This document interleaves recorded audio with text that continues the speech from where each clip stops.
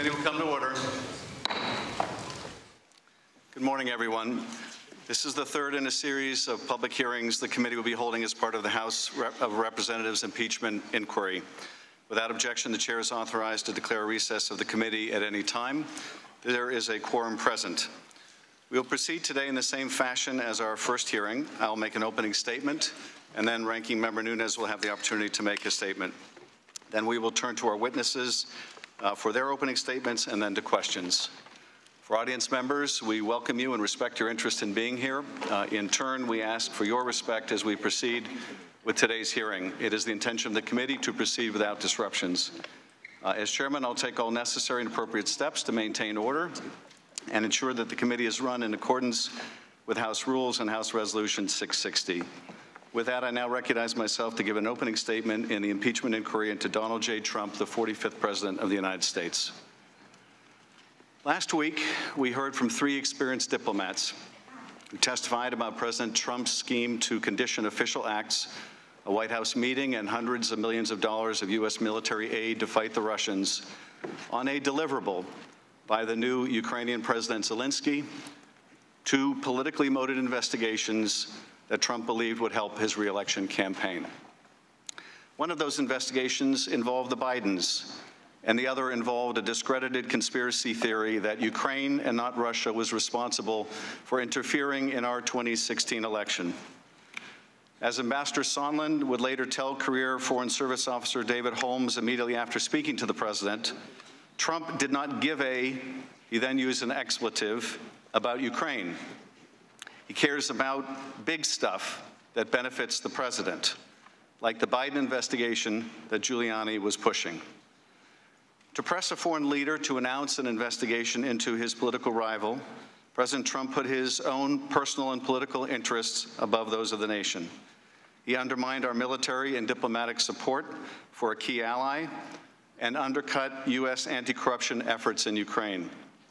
How could our diplomats urge Ukraine to refrain from political investigations of its own citizens if the President of the United States was urging Ukraine to engage in precisely the same kind of corrupt and political investigations of one of our own citizens? At the White House, career professionals became concerned that President Trump, through an irregular channel that involved his acting chief of staff, Mick Mulvaney, EU Ambassador Gordon Sondland, and Rudy Giuliani, was pushing a policy towards Ukraine at odds with the national interest. This morning, we hear from two of the national security professionals who became aware of those efforts.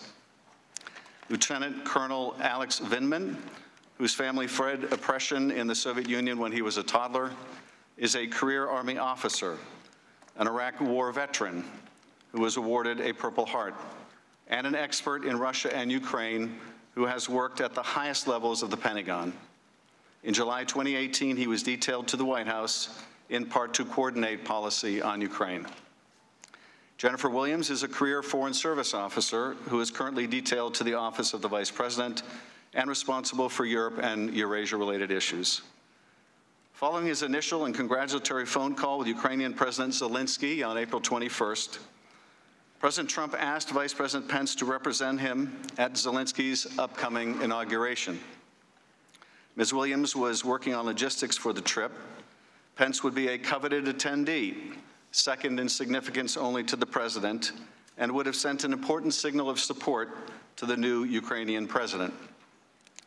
In early May, however, Rudy Giuliani had been planning to go to Ukraine to pursue the president's interest in having the Bidens investigated, but had to call off the trip after it became public. Among others, Giuliani blamed people around Zelensky for having to cancel and claimed that they were antagonistic to Trump.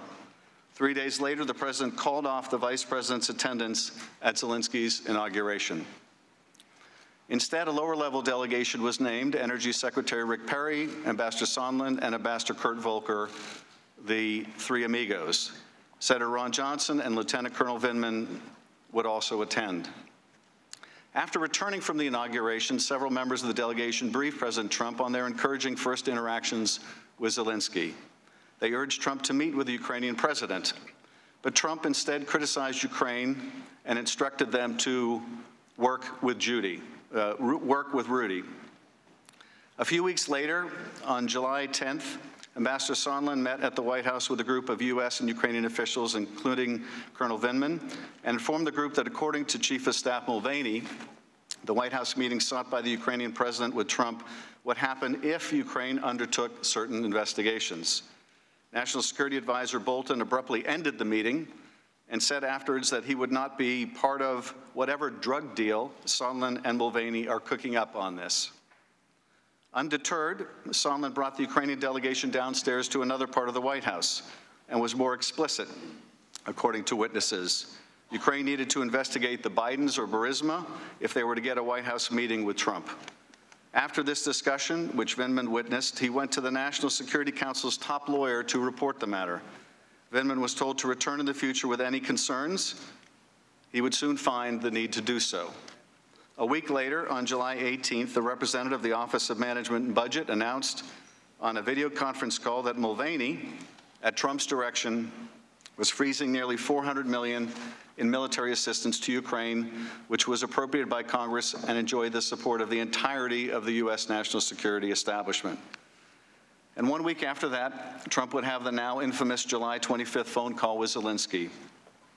During that call, Trump complained that the U.S. relationship with Ukraine had not been reciprocal.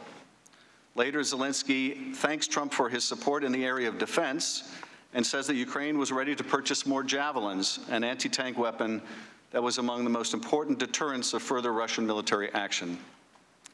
Trump's immediate response, "I would like you to do us a favor, though."